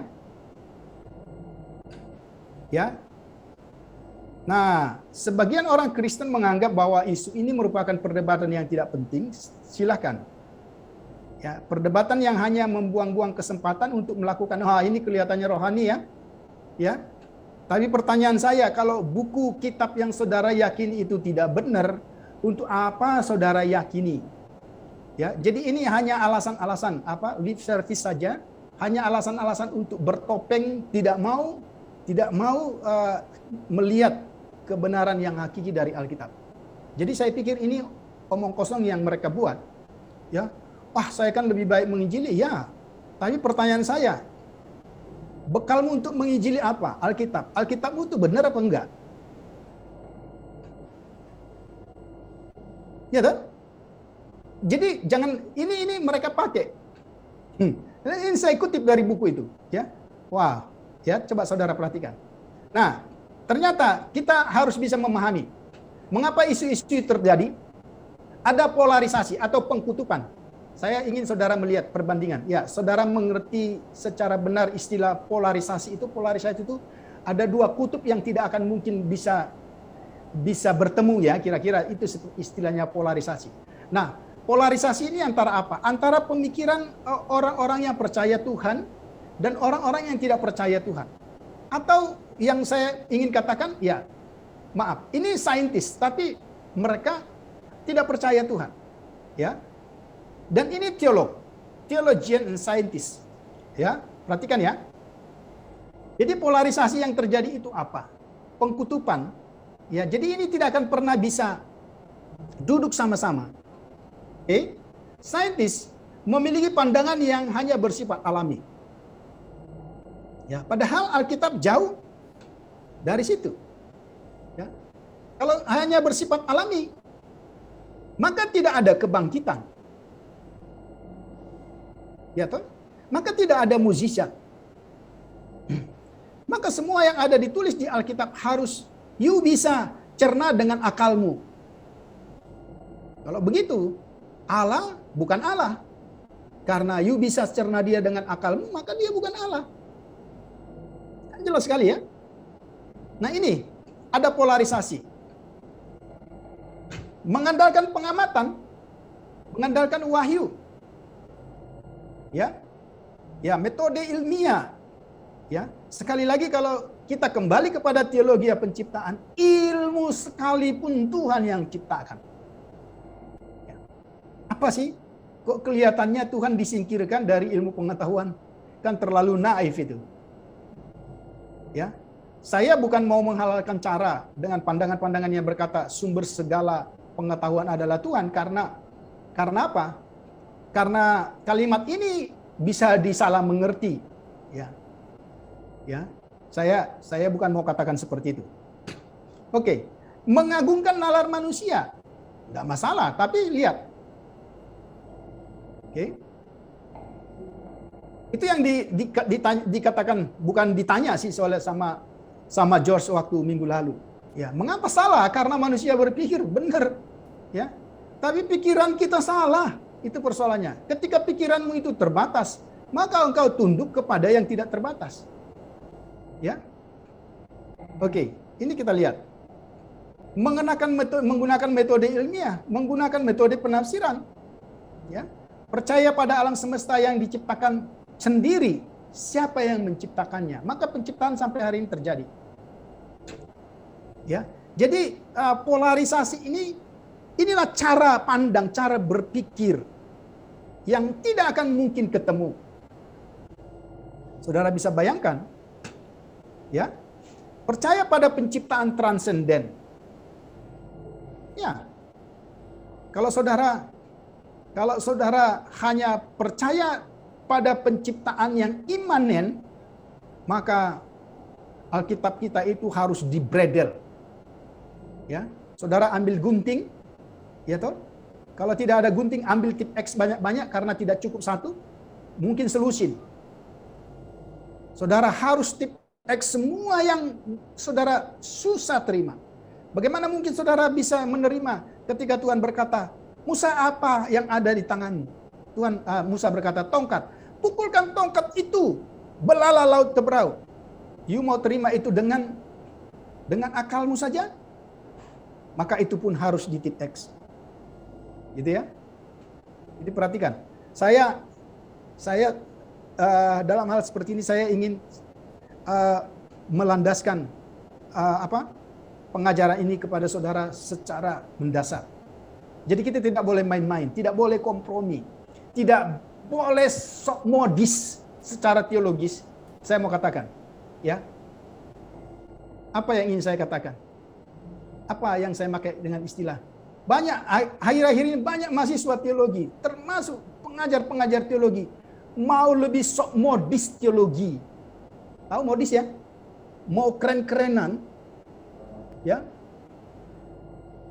Tapi tidak belajar sungguh-sungguh dari Tuhan. Tidak belajar sungguh-sungguh dari firman Tuhan. Ya, dan memang namanya terkenal. Ya toh? Dengan tesis, dengan disertasi membuktikan bahwa Tuhan Yesus tidak bangkit, dapat dapat summa cum laude. Wah, luar biasa kan? Ini namanya ya apa? Orang yang suka sok modis, ya. Nah, saya ingin mengajak saudara di kelas ini, walaupun kita harus melihat pandangan-pandangan ini, kita menjawab, tapi kita harus punya landasan yang kuat. Dan ini tidak boleh dikompromikan, saudara. Ya. Kalau kita tidak membahas yang begini-begini, kita tidak akan tahu apa yang sesungguhnya terjadi. Kalau saudara perhatikan ya. Ya. Saudara lihat itu, menyesuaikan teori dengan tes observasi, ya. Ya. Menyesuaikan teori dengan doktrin absolut. Jadi ini maksud saya, waktu kita sampai nanti melihat isu-isu ini, apakah 6 hari atau 6.000 tahun, apakah miliaran tahun? Ini ya, jadi saudara harus bisa memahami polarisasi yang terjadi pada waktu itu. Yang bukan hanya pada waktu itu, tapi sampai hari ini pun terjadi. Oke. Ya, yang saya nggak habis pikir, ketika sudah bicara tentang ilmu pengetahuan, maka Allah ditinggalkan. Makanya sekali lagi saya ingin saudara kembali kepada teologi penciptaan. Siapa yang menciptakan? Dialah pemilik segala sesuatu, tanpa kecuali. Oke? Ini yang kita perhatikan. Nah, ini ya.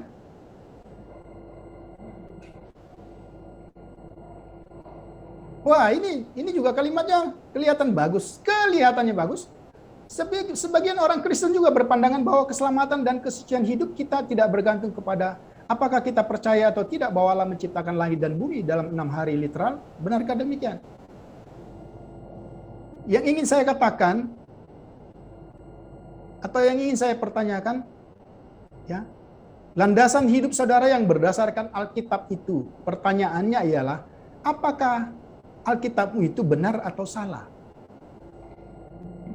Kalau kita ikut bagian ini.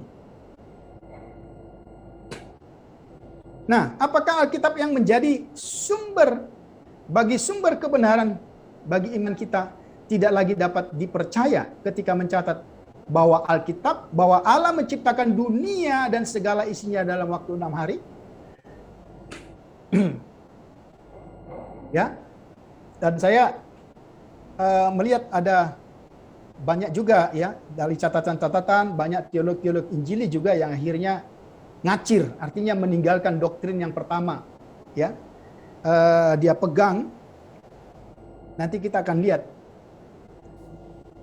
ada beberapa teolog-teolog yang sebenarnya buku-bukunya juga kita pakai gitu ya, tapi sesungguhnya mereka tidak percaya kepada itu. Itu kita bisa perhatikan. Nah, pertanyaannya, apakah yang dipertaruhkan jika kita mempercayai teori evolusi, ya, yang beranggapan bahwa bumi yang kita diami ini berusia miliaran tahun? Nanti akan ada contoh-contoh konkret, tapi ini masih bagian-bagian pengantar. Mempercayai teori evolusi berarti, saudara perhatikan, sejak saudara SD sampai SMA, saya nggak tahu, sampai universitas sekalipun, bahkan sampai batas di mana saudara orang terdidik, ada orang yang sungguh mempercayai teori evolusi. Ya. Itu berarti mempercayai teori yang tidak sesuai dengan kebenaran firman Tuhan, jelas. Nanti saya akan tunjukkan. Ya, makanya kenapa kita juga belajar bahasa Ibrani, saudara. Saya akan tunjukkan kepada saudara gramatikalnya, ya, yang sesungguhnya itu sangat jelas. Misalnya salah satu contoh, mungkin saya stop share dulu ya. Saya kasih contoh dengan praktis. Kalau salah satu teori evolusi itu kan mutasi ya. Saudara tahu mutasi? Ya, mutasi itu juga karena ada persaingan. Jadi yang kuat yang menang dan seterusnya, ada mutasi. Jadi dia dari A bisa menjadi B, dari B bisa menjadi C dan seterusnya sampai kepada itu teori evolusi kira-kira. Nah, saya ingin kasih satu contoh. Satu kali waktu saya masih menjadi seseorang yang bertugas menjadi hospitality. Hospitality itu apa ya? Melayani, kemudian membawa tamu gitu ya, mempersiapkan segala sesuatu. Saya bertemu dengan seorang dokter. Dokter itu mengajar di sekolah di mana saya mengajar dulu, di Malang, di Batu ya. Selesai sesi kuliah itu sebenarnya saya suka bawa mereka. Saya bawa dengan mobil, saya akan bawa ke tempat-tempat. Jadi saya harus tahu mana itu tempat-tempat yang menyenangkan. Maksudnya menyenangkan yang positif ya. Ya di Batu kan tahu sendiri kan, ada ini kan gitu ya. Di mana tempat makan yang unik kan gitu. Nah, waktu saya katakan, ayo Prof, ya saya panggilnya Prof. Ini panggilan yang sebenarnya biasa saja. Dokter juga dipanggil Prof itu tidak ada masalah gitu ya. Prof, kita jalan-jalan ya Prof, kan sudah penat sekian lama block teaching ya, padat kita. Oh iya, terus dia bilang begitu. Saya belum bisa. Iya, Bro Tobing. Dia panggil saya Bro. Itu istri saya ini loh, tapi maaf. Ada pesan, dia bilang gitu. Bolehkah kita cari apel pir? Sorry Prof, maksudnya kita beli 2 buah apel dan pir? Is okay, saya bilang. Oh no. Maksudku kita mau cari apel yang sekaligus pir. Oh, saya kan baru tahu kali itu tuh. Jadi saya nggak boleh kalah set dong. Saya pura-pura nggak kaget gitu. Padahal saya dalam hati kaget. Oh, ada ya. Oke. Saya tahu. Oke, di Selekta. Selekta itu kan pusat buah gitu ya. Sambil dia lihat-lihat air apa segala macam, nanti saya tiba-tiba kan ngacir cari gitu. Oke, saya bawa dia, bayar tiket, masuk. Saya bilang, Prof silakan jalan-jalan, lihat pemandangan. Sebenarnya maksud saya sudah deg-degan gitu loh. Ini mau cari buah yang saya belum tahu. Saya makan apel ya, pir ya, sering gitu ya. Namanya di Surabaya, kan enggak. Kan gitu ya. Lagi masih saya pernah makan pir enggak? Ya. Oh, pernah Pak. Kalau hari Sabtu gitu ya. Oke. Waktu dia lihat-lihat ada pemandangan itu kan banyak. Saya tiba-tiba ngucir masuk ke gang-gang di mana buah-buah dijual. Ketemulah saya. Saya bilang, "Mas, ada ya apel pir." Saya nggak peduli lagi harganya mau berapa kan. Yang penting ketemu. Oh, ada. Wah, coba ya Mas. Coba. Saudara tahu, rasanya benar-benar apel pir. Jadi di dalam satu buah itu apel pir. Udah. Itu kan ada keranjang yang dari plastik itu ya. Saya beli itu kan isinya 5 kilo. Ya. Kemudian ada dikresek sebagian ya kira-kira bawa ke rumah lah gitu kan yang ini. Nah, udah ketemu. Kita jalan-jalan. Dia bilang, "Dapat Pak, dapat bro itu." Wah, dapat. Oh, sugar lagi kan. Oh. Apa yang ingin saya katakan dengan cerita ini? Ini salah satu contoh bahwa tidak pernah ada istilah mutasi. Tidak ada pernah istilah evolusi dari satu jenis ke jenis lain. Saudara tahu mengapa ada apel pir? Waktu buah itu sedang akan mau berbuah atau sedang tumbuh, itu batangnya dipotong, kemudian dicangkokkan. Entah apel dicangkokkan pir atau pir dicangkokkan apel. Saudara tahu hasilnya? Hasilnya tetap apel pir. Artinya tidak pernah bermutasi kepada jenis lain. Tidak ada pernah kucing jadi harimau. Tikus menjadi badak. Oh iya. Cerita saya sederhana kan? Tapi itu membuktikan. Loh, ini kenapa bisa terjadi? Iya, karena ini dicangkokkan. Tapi ketika kamu makan, di situ ada apel, di situ ada pir. Tidak hanya ada apel, tapi juga ada pir.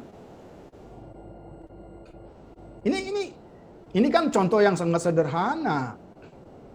Mengapa? Karena secara gramatikal, nanti saya akan tunjukkan, saya mungkin mau akhiri dengan sesi ini, nanti saya akan tunjukkan fakta-faktanya. Data-datanya di kitab Kejadian sangat jelas. Secara gramatikal Alkitab memang dalam bahasa Indonesia tidak terlalu kelihatan. Leminehu, leminehem, leminehu, apa dan sebagainya. Artinya, menurut jenisnya. Binatang darat diciptakan menurut jenisnya. Gandum diciptakan menurut jenisnya. Tumbuh-tumbuhan diciptakan menurut jenisnya. Ya, all creation menurut jenisnya. Jadi buat saya, yang saya bisa pelajari, yang saya dapat terima, ya cukup sederhana aja. Alkitab saya berkata begitu. Maka tidak ada tempat bagi teori evolusi. Ini terus berkembang. Oke, kenapa manusia kok tinggal jadi manusia kan gitu? Kenapa kalau Kenapa saudara dan saya nggak seperti burung itu loh? Ya, tahu saudara, burung atau binatang atau saudara lihat badak atau binatang-binatang, begitu dia melahirkan, brojol gitu, dia bisa langsung terbang kan? Loh kok manusia nggak bisa ya? Masih tunggu 1 tahun, 2 tahun, baru bisa jalan. Nah persoalan saya, kenapa sampai hari ini monyet kok tinggal monyet gitu ya? Harusnya berkembang dong. Atau dan saya kok, apa memang ini sudah batasnya? Enggak, kita mau jawab dengan cara-cara yang sangat sederhana. Iya kan? Begitu burung lahir, saudara pernah lihat nggak? Pernah nggak lihat? Begitu burung lahir, langsung perhatikan, dia bisa langsung terbang. Loh, kok bayi yang dilahirkan, tunggu banyak waktu, sudah 9 di dalam poro, ya toh? Itu masih harus melakukan ini dan itu. Wow, nanti kita lihat. Saya mencoba menceritakan hal-hal yang praktis. Nanti isinya itu di kitab Kejadian saya akan tunjukkan kepada saudara. Betapa luar biasa, saya mau katakan, betapa luar biasanya Alkitab saudara dan saya. Maka tidak ada alasan. Saya minta saudara untuk tidak sok modis. tidak berpikir kritis tapi kritisnya itu salah. Jangan. Ya. Bangun dulu landasanmu yang kuat. Ya. Saya hanya ingin menutup dengan apa yang saya tampilkan tadi. Ya. Saya ingin katakan, mempercayai teori-teori ini. Mempercayai teori yang tidak sesuai dengan kebenaran firman Tuhan. Ya betul. Ya toh? Tidak ada. Itu tidak sesuai dengan kebenaran firman Tuhan. Saudara boleh. Kalau saudara punya pengetahuan, punya materi yang bisa berargumentasi, silakan. Ini namanya terbuka. Tapi saya sangat yakin, saya yakin-yakinnya tanpa bisa diganggu gugat. Alkitab jelas. Ya. Mempercayai teori yang sesungguhnya menyerang pondasi iman Kristen. Kalau saudara percaya teori evolusi, mempercayai ajaran yang berasal daripada deis, ateis, yang mengecualikan Tuhan dari sains. Perhatikan. Seolah-olah, waduh, ya, bodoh sekali. Ya, dia yang mencipta segala sesuatu, begitu bicara ilmu pengetahuan, kelihatannya dia ditinggalkan. Hati-hati. Ya toh? Mempercayai ajaran dasar humanis sekuler. Ya, bahwa manusia menjadi otonom, dialah yang menentukan kebenaran, itu yang dimaksud. Mempercayai teori yang berasal daripada deis yang bermaksud untuk ini yang tadi ya. Mempercayai teori yang berasal dari tipuan si jahat. Saya pakai putih itu. Ya. Jelas sekali. Karena semua teori ini akhirnya membuat kita tidak lagi bisa percaya kepada firman sekaligus kepada Tuhan. Ini jelas, teman-teman. Maka saya pikir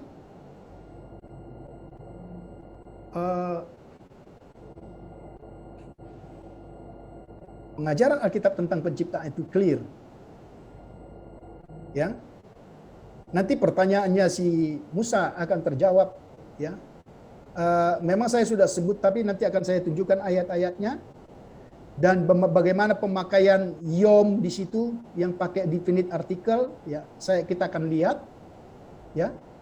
Bagaimana juga nanti di dalam sejarah gereja kitab Kejadian ditafsirkan, itu kita bisa lihat, ya. Kenapa harus kan mereka juga menafsirkannya dengan bapak-bapak gereja. Bagaimana genre dari kitab Kejadian menjelaskan itu, wah, lengkap. Saya usahakan untuk berbuat, ya, tujuannya apa? Saudara punya landasan yang kuat. Ya, makanya saya harap saudara memberi perhatian yang sungguh pada materi ini. Ya. Kalau saudara hanya, ya, sementara saya bicara dan saudara hanya mencoba mencari-cari celah apa yang saya tanya, ya, bagaimana? Enggak masalah, ya. Tapi pertanyaan saudara harus saling membangun. Itu yang saya maksudkan. Ya. Ya, kenapa saya bisa katakan seperti itu? Saya pernah duduk seperti saudara. Dan saya juga dapat teguran, saya dapat ajaran, ya. Sehingga hari ini kita belajar sebagian dari topik kita bicara tentang penciptaan. Masih akan kita lanjutkan mungkin 1 sampai 2 sesi. Kemudian kita, karena ada banyak hal yang, ya, jadi saya akan juga memaparkan bukan hanya dari sisi teologis, tapi apa kata saintis tentang penciptaan. Apa istilah-istilah yang selama ini kita belum dengar. Ya, saya berusaha menggali dari literatur yang saya miliki. Kira-kira seperti itu. Oke, kita sudah selesai dan sudah lewat 3 menit. Itu ya. Terima kasih untuk semua perhatian. Terima kasih kita bisa mengakhiri mata kuliah ini.